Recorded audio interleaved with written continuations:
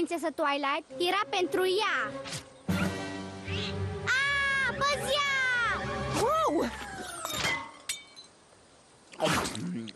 Tula-rula, Coconut Cream, ce faceți? De fapt, o țintisem pe fosta mea prietenă.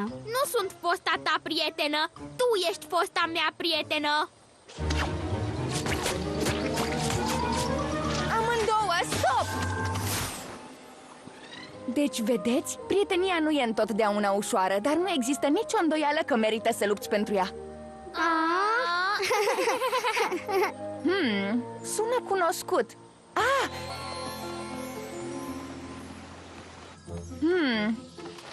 Nu. Asta e bună. Aha, aici e. Asta ce mai e? Haide, Starlight, nu judeca o carte după copertă. E jurnalul prieteniei pe care eu și prietenele mele îl țineam. E plin cu tot ce am învățat. Cum ar fi, prietenia nu e ușoară, dar nu e nicio îndoială că merită să lupți pentru ea. Voi judeca o carte după coperta ei doar de data asta.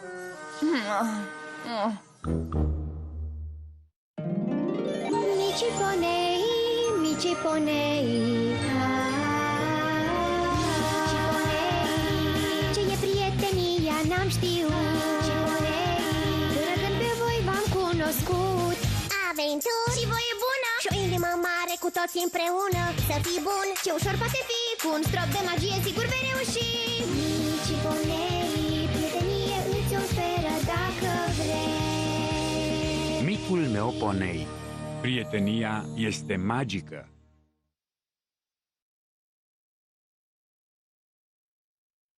Faimă și ghinion. Mulțumesc că ați venit. Am o surpriză pentru voi. Ce e, Twilight? Trebuie să mă pregătesc? E asta! Oh, ce e chestia aia? De ce duhnește așa? Stați puțin! Fostul nostru jurnal al prieteniei? Nu am mai văzut chestia asta de o veșnicie! Pare puțin răscopt. Așa aș zice și eu. E un măr mărunțit în lecțiile lui Applejack. Lecțiile lui Fluttershy sunt atât de mici încât abia le citești. Păi, am vrut să las loc pentru voi toate. Nici măcar nu știu ce e asta. Asta se numește caligrafie, draga mea. Dacă tot pui acolo cuvinte, măcar să arate fabulos. Se pare că ai fost puțin agresivă cu lecțiile tale de prietenie, Rainbow Dash. Ce pot să spun? Când învăț ceva, învăț din greu. Am găsit pagina lui Pinky. Sunt surprinsă! Asta nu a fost singura surpriză.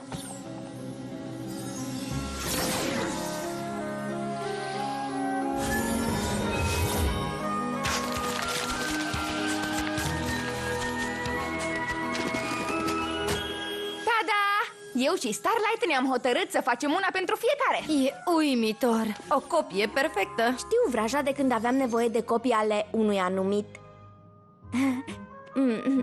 manifest. Chiar mai bine decât o copie perfectă. Oh, am uitat totul despre lecția asta. Îți amintești de asta? Când am ajutat-o pe îndrăzneața, da? Nu subestima puterea prietenilor care te sprijină mereu. Oh, sandwich de brânză, tun de petrecere, zi aniversare! M-am distrat așa de bine citind despre lucrurile pe care le-ați învățat că a trebuit să am propria copie. Și asta mă aduce la a doua parte a surprizei, ideea mea. Cum vi s-ar părea ca jurnalul nostru să fie citit de toți poneii? Dacă putem pune lecțiile astea în copitele altor ponei, poate că le vor fi folositoare. Cred că e o idee grozavă. Sunt de acord, da! Întotdeauna am spus că am vrea asta. Sună fabulos! Sunt uluitoare. O, da, o idee bună.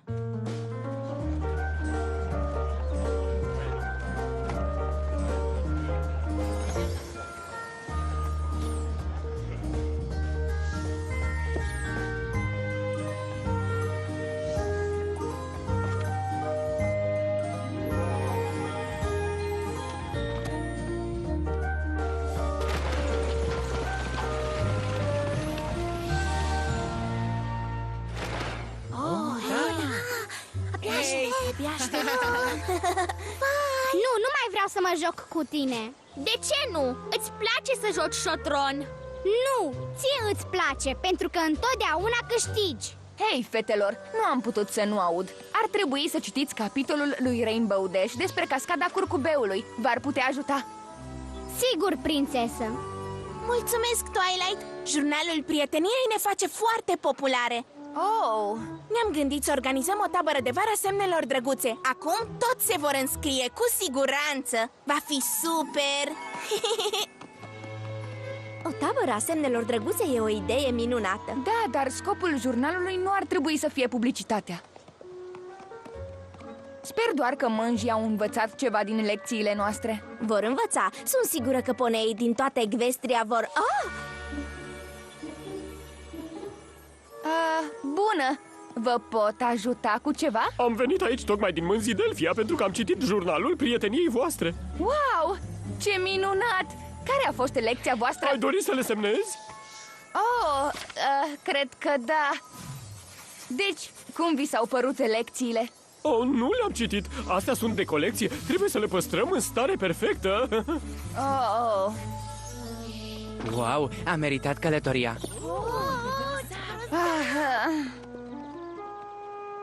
Nu-ți face griji, Twilight. Sunt sigură că o mulțime de ponei sunt inspirați să fie prieteni mai buni. Eu unul am considerat jurnalul foarte edificator.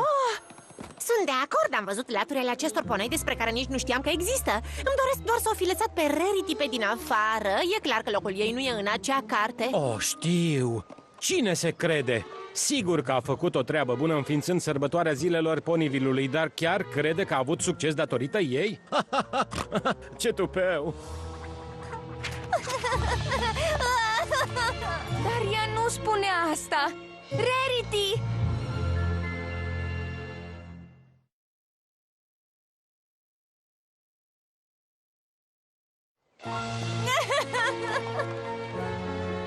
Oh, sărmana Rarity! A auzit ce spuneau acei ponei răutăcioși! Trebuie să fie distrusă! Mă duc după ea! Du-te, am de gând să stau de vorbă cu ăștia doi. Chiar acum. Rarity, așteaptă! Twilight, nu e uimitor? Jurnalele noastre sunt peste tot! Pinky, trebuie să... Ponei îmi spun că toate capitolele mele sunt amuzante! Un ponei din Las Pegasus a venit să spună cât de mult i-a plăcut lecțiile mele! Sunt atât de bucuroasă să aud că măcar niște ponei sunt inspirați de jurnal. Hei, priviți-o, e Pinkie Pie, cea caragioasă! Râsul e cea mai bună reacție! Păi, măcar ai primit reacție pozitivă. Tocmai am văzut-o pe Rarity și mă tem că toată povestea cu jurnalul a supărat-o. Oh, ce păcat! Stai, asta nici n-a fost amuzant! Bine, păi, cred că vom vorbi mai târziu. Oh. Da, pa, Twilight! E tipic pentru Pinky, e mai amuzantă în viața reală. Mă cunoașteți de ani de zile!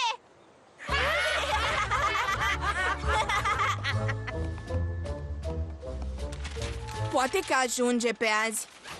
Am rupt toate lecțiile lui Twilight Sparkle pentru că ne împiedicau să ajungem la cele bune. Cum adică ați sărit peste lecțiile alea? Cu toate am avut experiențe valoroase. Hei, uite o idee grozavă.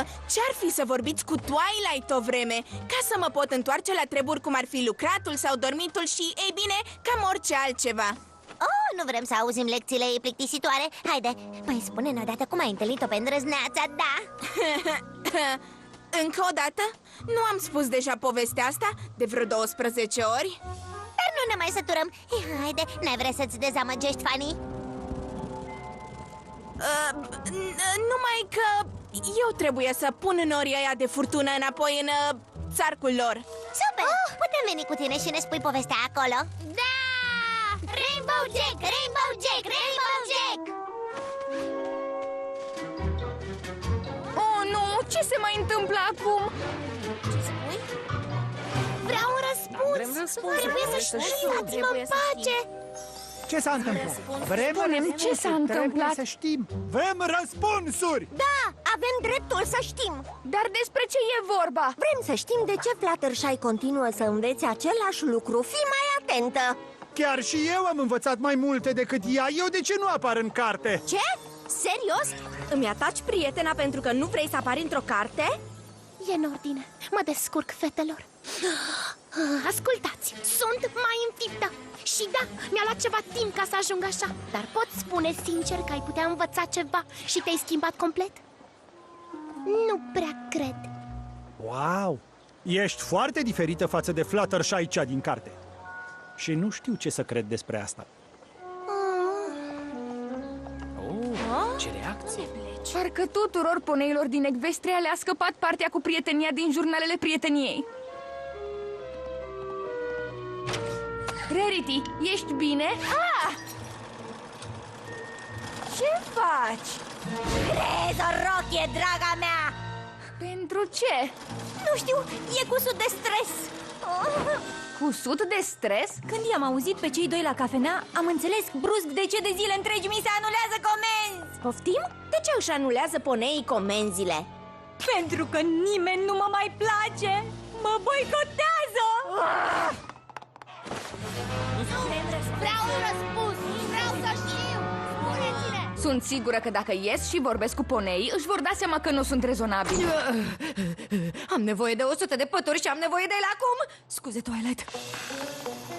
Imediat! Ponei care încă mă placi. Nu am nevoie de nimic pretențios. Ce se întâmplă, Applejack? Sunt populară, Twilight. Sunt populară și nu-mi place deloc. Du-te tu înainte, eu voi rămâne aici.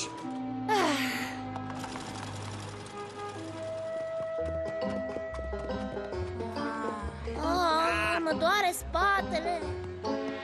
Mai pot.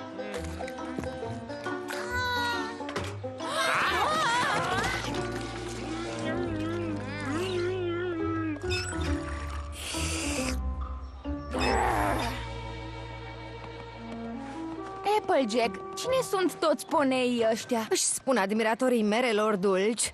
Spun că au citit capitolele mele din jurnal și au simțit că fac parte din familie. Și acum chiar vor să devină o parte din familie.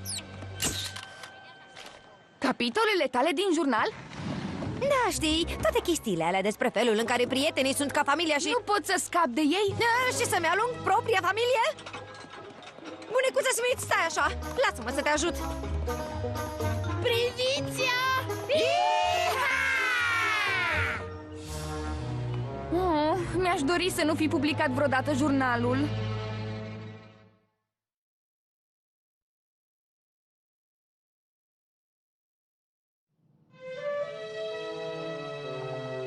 Aici erai. Bine, tocmai am plecat de la Rarity. Cred că se simte mai bine. Și, o, Doamne, te uiți pe fereastră, a? A fost așa de rău la ferma merelor dulci? E rău peste tot. Credeam că fac ceva bun, credeam că ajut. Jurnalul nostru de prietenie a dus la atâta antiprietenie? Oh, Twilight, nu e vina ta.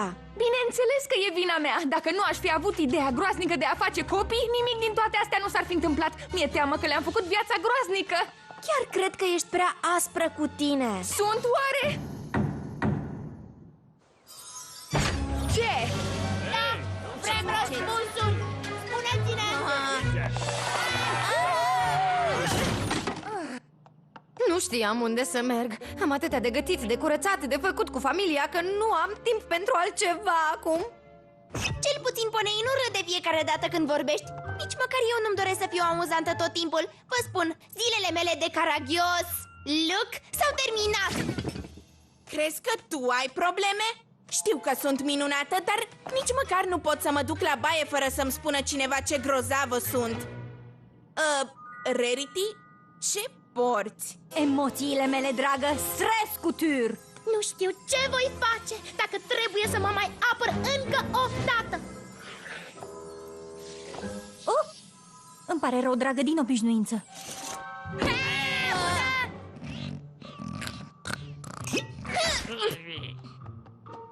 Bine, poate că nu suportă prea ușor situația. Asta nu înseamnă că tu ai făcut ceva greșit. Ba da, am făcut. Publicarea jurnalului a fost ideea mea și ne-a lovit în moduri pe care nu mi le-aș fi putut imagina. Nu e vina ta, e vina tuturor celorlalți. Se concentrează asupra lucrurilor greșite. Așteptați aici, am o idee. Nu mai pot aștepta. Trebuie să rezolv asta. Ce vrei? Puneilor, Ce vrei? vă Nu te rog, mai opriți-vă! Nu se poate. Nu! Prințesă Twilight, Spuneți-ne, sunt de la vrem Cronica din răspunsuri. Canterlot. O întrebare rapidă. Ce le-ai spune poneilor care se întreabă de ce te-ai mutat în Ponyville? M-am mutat aici să învăț mai multe despre prietenie. De aceea există jurnalul. A fost nevoie de ceva timp să înțeleg. Dar exact acești ponei care stau acum lângă mine m-au învățat lecțiile din acel jurnal. Applejack, Pinkie Pie, Rainbow Dash, Rarity și Fluttershy de asemenea. Și apoi voi toți. Am învățat atât de multe de la... Ceea ce vreau să spun e că niște ponei ar susține că nici nu pare credibil că voi 6 ați fi prietene. Credibil? Păi sigur, am citit jurnalul ăsta și trebuie să spun că personajul tău ar fi fost mult mai interesant dacă ar fi rămas în Canterlot. Personajul meu? Suntem ponei reali. Jurnalul povestește lucrurile care chiar ni s-au întâmplat. Am făcut greșeli și am învățat din ele. Dar cum rămâne cu Rarity? Ar trebui să credem că a învățat ceva din tot ce a scris acolo? De aceea trebuie să fie în echipa Dash. Ea e singura care nu a trebuit să învețe nimic, pentru că era deja atât de grozavă. Twilight era mai bună înainte să aibă aripi. Fluttershy e atât de timidă încât e greu de crezut, să fim serioși. Da, exact, nu să fii are dreptate. serios. Da, de unde? Ce spui tu? Așteptați, nu e adevărat. Pinkie Pie și Applejack sunt rude sau nu? Da, vrem răspunsuri, Cum e? Spuneți-ne! Ascultați-mă! Ascultați-mă! N-am zis că aș fi perfectă, am scris ce-am greșit, vedeți. Nimeni n-a zis că e perfect, păcat că asta credeți. Defectele ne fac speciale, chiar ne-au întărit. Defectele ne-au reunit, nimic nu e greșit. Nu excelăm, noi progresăm, facem gafe și greșit, dar noi nu ne potignim. Dar nu excelăm, noi progresăm și ne ascunde defecte nu. Că ce placem cum ești tu. Ei zic că sunt super tare, că plină de aieteș, dar încrederea mă ajută chiar și când au greș. Poate-mi place drama, sunt înțepată, nu. Și eu sunt gata să fac pe plac, sunt prea onestă, o știi și tu. Nu excelăm, noi progresăm, facem gafe și greșit, dar noi nu ne potignim. Dar nu excelăm, noi progresăm și ne ascunde defecte nu. Că ce placem cum ești tu. Poate că mă crezi neserioasă, nu sinceră tu zici. Poate glumesc cam mult, dar mă bucur, sunteți aici. Mi-a luat timp să am încredere, să ies din cochilia mea. Dar nimeni nu e făcut perfect și noi asemenea, căci da, nu excelăm. Noi progresăm, facem gafe și greșit, dar noi nu ne potignim. Dar nu excelăm, noi progresăm și ne ascunde defecte nu. Că ce placem cum ești tu.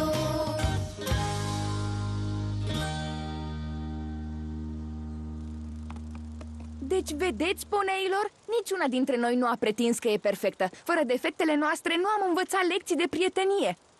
Fără defectele noastre, probabil că nu ar exista prietenie deloc. Applejack e cea mai tare! Pinkie mă face să râd, ceea ce am citit.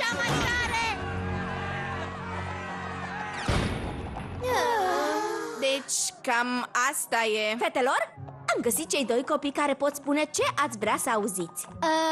Am vrut doar să vă mulțumim tuturor. Da, prietenia noastră, ei bine, aveam probleme până când am citit jurnalul vostru. Ne-a arătat că prietenii trec prin multe încercări grele și prietenia se întărește așa. Am devenit mai prietene decât am fost vreodată. Serios? Mhm. Oh, nu vă pot spune ce mult înseamnă să aud asta. Mulțumim că ne-ați spus. Am avut câteva zile dure, dar când știm că am ajutat niște fetițe ca voi, face ca toate problemele să merite. Absolut! Greutățile vin și pleacă, prietenia e pentru totdeauna. Există lucruri mai rele decât să nu poți face nimic fără să ți se spună ce minunată ești. Și nu putem schimba ceea ce cred puneii despre noi, dar să nu lăsăm părerile lor să ne afecteze. Sau cum nu îi lăsăm să ne afecteze? Haideți, râdeți!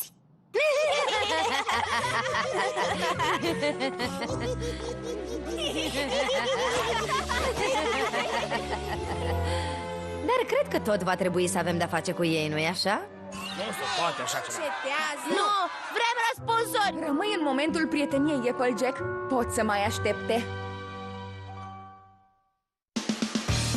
Au dublat în limba română Ilinca Ghimbășan, Alina Leonte, Anca Sigmirean, Carla Marin, Daria Perneș, Anda Tămășanu, Georgia Căprărin, Eugen Neag, Alesia Popa, Mirela Corbeanu, Alexandru Rusu, Sofia Oprescu. Traducerea și adaptarea Bogdan Piticariu. Regia Corina Cernea. Dublajul a fost realizat în studiourile BTI.